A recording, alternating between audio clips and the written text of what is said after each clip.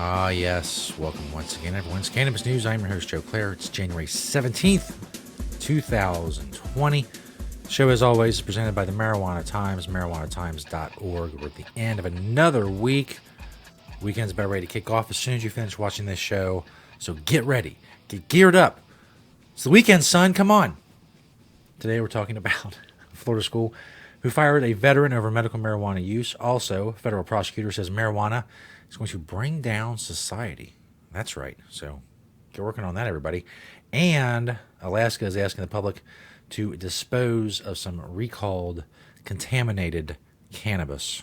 All that is coming up. First, of course, Cannabis News is brought to you by Natureside, nature-side.com, and their organic, all-natural pesticides. Grow safe and poison-free with Natureside. Be regulatory compliant in the state that you are growing in. Don't use harmful chemicals on anything that you are growing, whether it's cannabis or not, but especially things that people are going to be ingesting.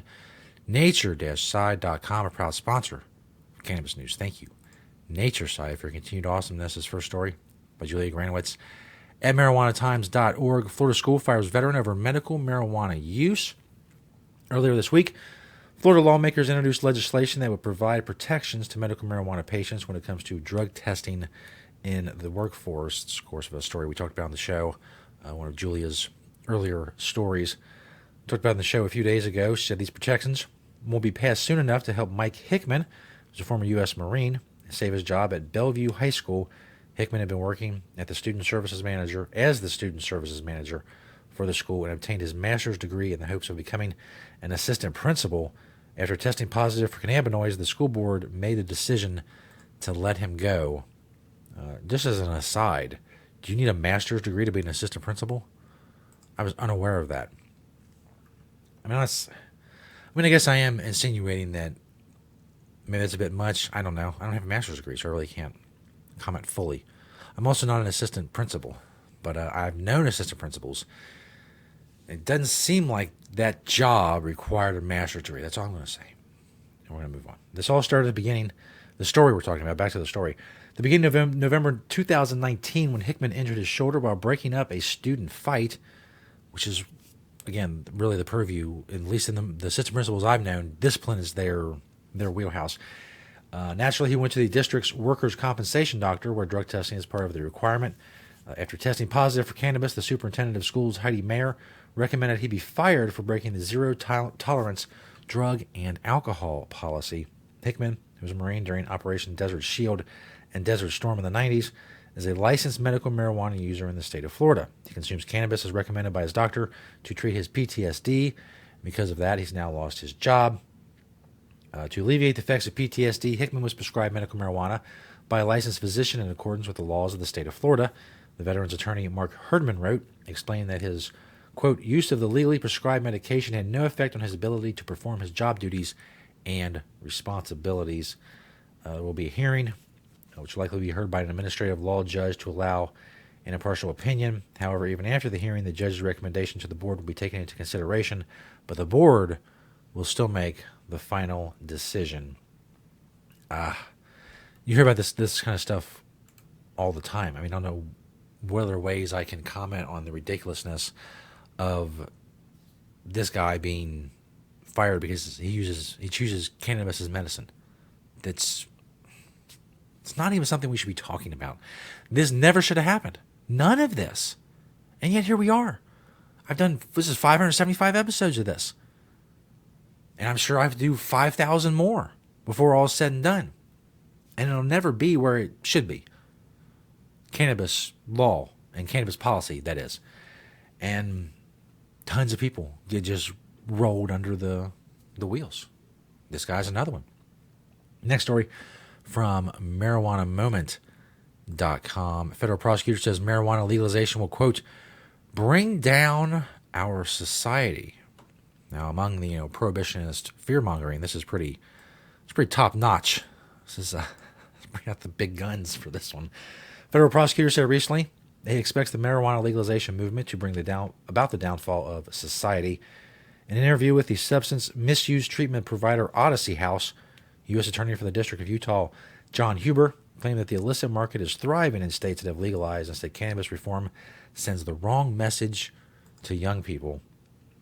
That's what he expects to come of the state level legalization push. Huber said it will lead to, quote, a lot more trouble in adolescents' lives, and it's going to bring down our society. See, prohibitionists love the hyperbole, the generalizations, not really making a prediction, but kind of making a prediction that marijuana is bad. Okay.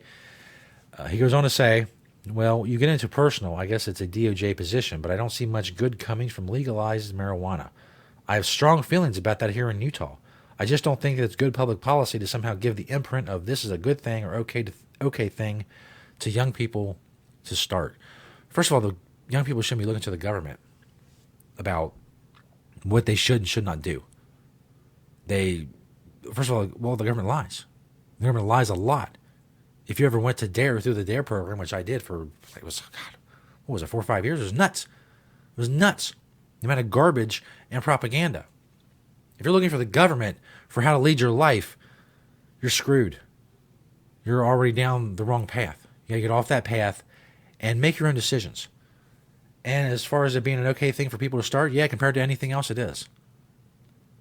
Compared to premarital sex, heroin, whippets, the list goes. I could list 50 things that I would much rather my kids try marijuana before.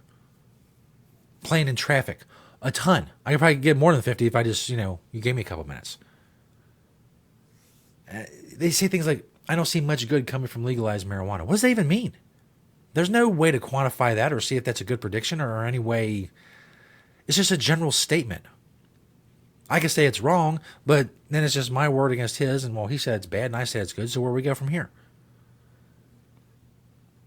And it's not. The point is, the choice should be mine. My opinion shouldn't matter if you smoke marijuana. If you use marijuana, my opinion on it shouldn't matter. Neither should John Huber's. But here we are. I'm not the U.S. attorney in Utah either. He also added, we want young people to be focused on job trades, skills, and getting education as opposed to sitting in their basement and smoking marijuana. Another dumb, stereotypical generalization that morons and boomers like this dude, that's all they know. That's all they know. That's all that's in their quiver, if you will.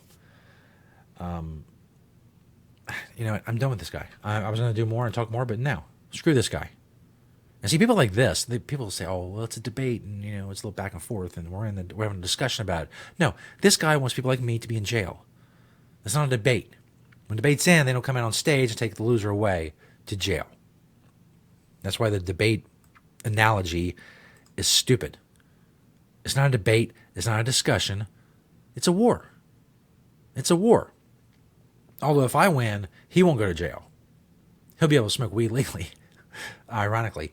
But if he wins and I'm criminalized, then I could go to jail. And I think in the face of that, I was going to say, what won't you do? What won't you do? What effort won't you put in to getting that situation reversed? Me, I'm putting in a lot. I'm doing what I can. Putting my mouth where my money is, or whatever the saying is. This last story from KTUU.com. The state asked public to dispose of marijuana from 2 Houston businesses found to be contaminated. And if you're confused, this is not Houston, Texas. We're talking about Houston, Alaska. The Alcohol and Marijuana Control Office says that the test on products from 2 Houston, Alaska marijuana businesses showed that the businesses were in possession of contaminated marijuana. The office is now asking the public to surrender their products purchased from the establishments to licensed retailers for proper destruction.